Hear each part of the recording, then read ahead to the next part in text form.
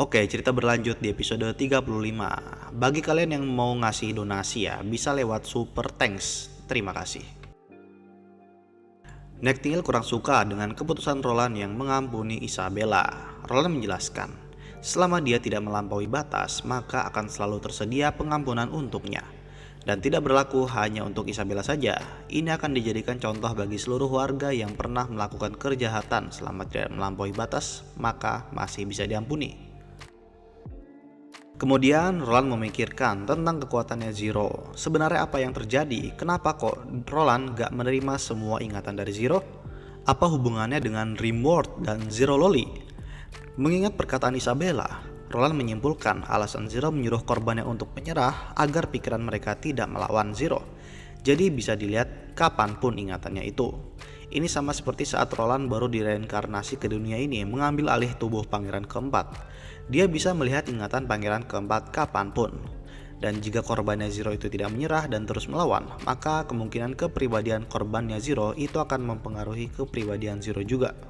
Saking banyaknya, kepribadian itu membentuk kepribadian Zero yang baru.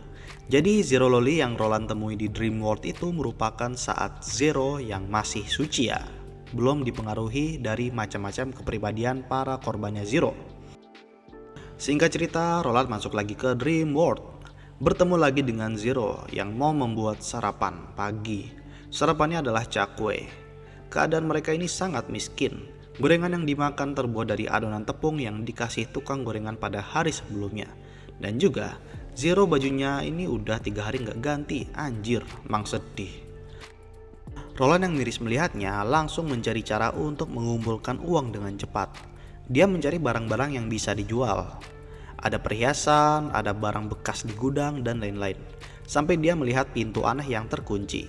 Padahal di balik pintu ini harusnya luar apartemen. Masa pintu ini buat orang bunuh diri? Pas dibuka ternyata itu adalah kota suci Hermes. Padahal di balik pintu itu gak ada ruangan sama sekali. Berarti ini terhubung dengan dimensi lain. Dan apakah setiap ruangan di apartemen terdapat pintu ini? Lantas Roland langsung menjelajahi tempat itu. Berbekal jaket tebal, dia langsung masuk. Di dalam situ juga terlihat banyak distorsi ruang waktu. Ini seperti medan perang jiwa. Selain itu, kota ini kosong melompong. Tapi pasti banyak barang-barang bagus di sini. Saatnya menjarah. Dan benar saja, makanan masih segar. Ada juga perhiasan yang banyak banget cuy. Kayak mendadak nih, hahaha. Sepulangnya dari kota itu, Roland tiba-tiba pingsan. Pas bangun dia sudah ada di kasur dan di sampingnya ada si Zero Loli. Ternyata Roland ini terkena headstroke dan Zero menyeretnya sampai ke kasur. Roland sangat berterima kasih. Dan untuk sarapan pagi ini adalah daging dan telur. Zero heran, kok tiba-tiba mewah ya kan? Roland bilangnya udah dapat kerjaan. Jadi masalah kebutuhan hidupnya aman lah. Kembali ke Neverwinter, Roland sudah menghabiskan waktu selama 3 hari di Dream World. Kecepatan waktu di Dream World 3 kali lebih cepat dari dunia nyata. Selama di sana, Roland juga menjual barang-barang yang ditemukan di Hermes agar kebutuhan uang terpenuhi. Dan hasilnya untuk membeli bahan makanan, pakaian Zero Loli, dan buku-buku bekas. Buku-buku itu hanya bisa dilihat isinya jika Roland sudah pernah membacanya di dunianya dulu. Kalau buku yang baru dibaca, isinya nggak ada. Roland sangat bersyukur bisa mengingat lagi ilmu pengetahuan yang sudah dipelajari di dunia sebelumnya sebelum direinkarnasi ke dunia lain. Ya ada manfaatnya juga lah. Jadi harus segera mencatat semuanya agar tidak lupa. Kelihatannya teknologi selanjutnya akan dibuat nih. Lalu Barof menemuinya. Ada banyak surat masuk, sebagian besar mengenai perdagangan atau kunjungan. Dan ada 2 dari wilayah timur yang bersikeras tidak mau menyerahkan kebangsawanan mereka dan mendesak agar Roland melestarikan tradisi bangsawan. Roland paham betul karena tinggal menunggu waktu nanti orang-orang itu akan paham. Satu lagi surat dari Asosiasi Astrologi yang mengabarkan tentang bintang kehancuran yang sudah ditemukan. Roland kaget, para astrolog harus diundang datang ke Neverwinter nih untuk mengamati bintang itu lebih baik lagi dengan perangkat yang lebih canggih di sini. Lalu surat dari Yorko, si Dubes. Isinya menjelaskan kematian Raja Dawn sebelumnya yang sekarang anaknya yang bernama Apen Moya sudah diangkat menjadi raja. Tapi raja yang sekarang sangat membenci penyihir dan memusuhi gereja. Melihat ini, Roland berkesimpulan bahwa kerajaan Dawn tidak bisa menjadi sekutu dalam pertempuran besar nanti. Dan juga harus diberi peringatan agar tidak memusuhi penyihir. Karena penyihir yang Apen Moya benci itu harusnya penyihir murni atau penyihir gereja, bukan penyihir umum. Dan menjadikan penyihir sebagai musuh berarti menjadikan kerajaan Grey Castle musuh juga. Kalau Apen mengabaikan peringatan ini, mungkin nanti raja kerajaan Dawn bakal diganti nih. Dan kandidatnya yaitu Andrea Queen yang merupakan penyihir dan juga keluarga Duke Queen. Singkat cerita, setelah urusan surat menyurat, Roland menemui Tilly. Di sini Tilly pamit mau mengunjungi Sleeping Island untuk mengabarkan berita kemenangan Roland atas gereja. Mengingat tujuan Sleeping Island sudah terpenuhi, nantinya para penyihir akan bermigrasi secara besar-besaran ke pulau utama, terutama kota Neverwinter. Roland sangat senang mendengar hal ini, namun Tilly mengajukan beberapa syarat. Pertama, jangan membatasi kebebasan mereka. Selama pengen pergi dari kota ini ya monggo. Kedua, jangan dipaksa untuk bekerja di sini. Kalau nggak mau kerja ya nggak bakal dapat gaji. Ketiga, Tilly ingin mendirikan organisasi Sleeping Spell yang nantinya akan dipimpin olehnya. Ini kayak perusahaan swasta aja lah kurang lebih. Kalau Witch Union itu BUMN, Sleeping Spell itu BUMS. Dan pastinya wajib pajak ya. Malam itu, kedua sejoli bermesraan di kamar. Roland senang Anna sudah menyelesaikan mesin uapnya. Selagi bercumbu, Roland teringat Nightingale yang semenjak lama sudah menaruh perasaan pada Roland. Anna melihat Roland kebingungan. Roland bingung mau bilang apa. Karena dia ini kan manusia modern dan dunia ini adalah abad pertengahan yang wajar akan poligami. Anna peka dengan hal itu. Ternyata dia sudah tahu dari dulu. Curiga kalau Roland ini bukan berasal dari dunia ini, dan juga Anna peka dengan perasaan Nightingale. Wah, ada sinyal rute halam nih guys.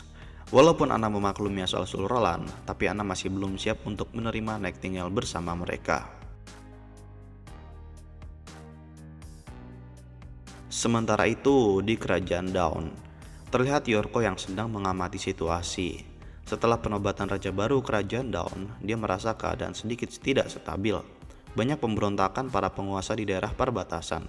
Penjaga yang menggeledah rumah penduduk setiap harinya. Walaupun raja baru, si Apen Moya membebaskan para budak dari kerajaan Wolfheart, tapi sikapnya terhadap penyihir benar-benar membuat Roland geram.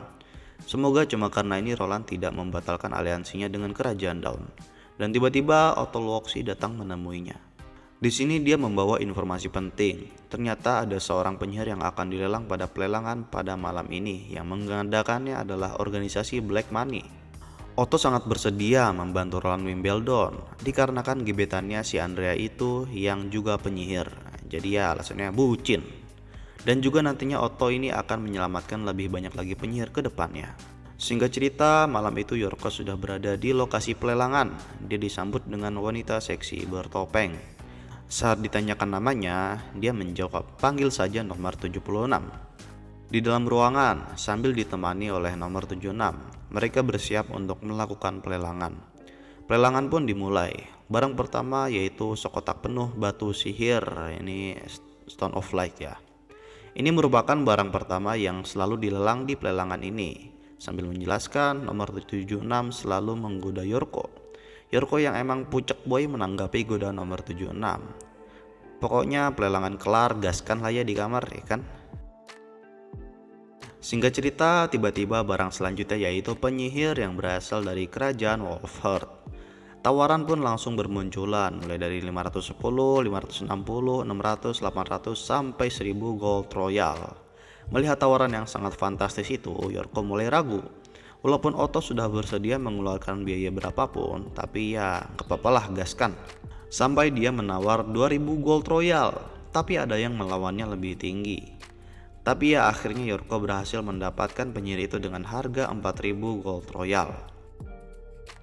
Singkat cerita, Yorko bergegas menemui penyihir itu untuk memberi pesan Roland kepadanya. Penyihir itu terlihat sangat trauma. Setelah dibuka tutup mulutnya, mereka berbicara. Nama penyihir itu adalah Amy. Dia kesal karena Yorko ini bilangnya mau menyelamatkan, tapi malah gak dilepas ikatannya. Yorko menjelaskan, pokoknya kalau dilepas terus dia kabur, ntar ketangkep lagi.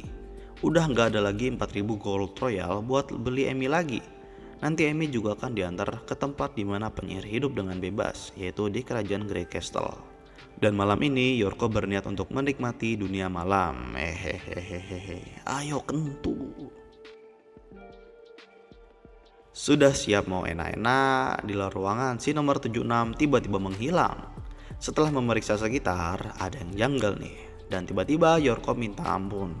Ternyata di situ ada Annie yang sudah berdiri di belakangnya siap meringkus Yorko, tapi Amy melarangnya. Amy meluruskan kesalahpahaman ini, tapi si Annie nggak percaya. Masa sih rela mengeluarkan 4.000 gold royal untuk membeli penyihir dan berniat untuk membebaskannya? Tidak masuk akal. Yorko membela diri dan dia menjelaskan semuanya mengenai Roland Wimbledon, Witch Union, kota Neverwinter dan lain-lain. Mendengar itu, Annie makin marah karena ini sama seperti cara asosiasi Bloodfang mempromosikan organisasinya. Dan Annie menyeret si nomor 76 yang sudah dalam keadaan pingsan. Mereka berdua pun diikat dan ditahan dalam ruangan itu. Sementara Annie dan Amy pergi melarikan diri. Yorko tidak bisa berbuat apa-apa dan lebih baik dia tidur aja lah. Keesokan paginya, Yorko sudah berada di ruangannya Otto Luoxi. Otto meminta maaf telah membuat Yorko hampir kehilangan nyawa dan akan memberikan kompensasi. Mendengar kata kompensasi, Yorko penasaran. Dia mau membeli si nomor 76. Tak lama ada orang lain yang datang. Dia bernama Silver Mask. Dia meminta maaf atas kejadian semalam atas nama Black Money. Dan Yorko penasaran mengenai keadaan pemandunya yaitu nomor 76. Karena nomor 76 membuat tamu mereka terluka, maka dia akan dihukum dan tidak akan dijadikan pemandu lagi ke depannya. Jadi daripada dihukum mendingan dibeli aja deh. Yorko mau membelinya. Tapi pada akhirnya akan diberikan gratis sebagai bentuk permintaan maaf. Lalu berpindah ke lokasi antah berantah. Terlihat ada dua orang yang sedang menuju lokasi tersembunyi. Pas sampai di situ ada dua orang yang menunggu. Mereka menyebutkan nama Oracle. Entah apa itu Oracle. Mereka melakukan ritual untuk memanggil Oracle. Setelah kemunculannya, mereka melaporkan kepada sang Oracle mengenai keputusan Raja baru Apen Moya yang memusuhi penyihir dan menolak undangan Roland untuk beraliansi. Mendengar itu, Oracle kesal. Dia menegaskan lagi bahwa sebelum peperangan besar, setiap penyihir itu adalah sangat penting. Jadi bagaimanapun caranya harus membuat para penyihir itu selamat dari kebijakan penghapusan penyihir yang dijelaskan oleh Apen Moya sebelumnya. Oracle ini sedang mencari seseorang yang terpilih yang berasal dari penyihir. Ini semua disiapkan demi perang besar. Dan yang terakhir, Oracle menanyakan mengenai kekalahan gereja. Setelah itu dia menghilang. Setelah berbicara, orang itu diberikan semacam minuman obat yang memberikan efek penambah energi. Lalu berpindah ke Roland Wimbledon. Dia sedang bersantai bersama Nightingale. Roland menanyakannya. Dia penasaran mengenai perkataan Anna setelah berbicara kepadanya. Tapi rahasia. Sementara itu di suatu lokasi, Roland sedang mengawasi pembuatan produk menggunakan jenis tungku baru. Yang dibuat adalah kembang api. Dengan ini maka perayaan sudah bisa meluncurkan kembang api sebagai persiapan manusia menuju era baru. Singkat cerita, Roland tidur. Dia terbangun kembali di Dream World. Melihat pesan yang isinya pembeli barang-barang antik yang dia temukan di kota Hermes. Roland memeriksa Zero, dia masih tertidur lelap. Lalu Roland pergi keluar mencari makan di warung mie sambil memantau sekitar. Dia melihat ada Gracia yang sedang jogging. Lantas seluruh warga di situ begitu histeris melihat Gracia. Ternyata Gracia ini merupakan orang terkenal di wilayah itu. Setelah mendengarkan keterangan dari pemilik restoran, ternyata Gracia merupakan petarung seni bela diri. Dan dia protes karena ada developer yang ingin menggusur wilayah apartemen ini.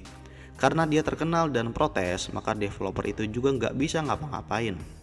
Karena itu, makanya banyak penduduk apartemen yang jadi fanboynya Gracia. Selesai makan, Roland mengecek tanda penggusuran itu. Dia heran, berani-beraninya developer itu mau menggusur apartemen ini yang merupakan tempat tinggal pencipta dunia ini. Dan juga Roland semakin heran karena dunia ini masih banyak yang harus dia jelajahi. Pulang ke apartemennya, Zero sudah terbangun. Roland memberikan mie yang dibelinya untuk Zero sarapan. Lagi mengobrol, Roland menanyakan mengenai Gracia. Zero sangat tahu tentangnya dan menjelaskan segalanya tentang Gracia.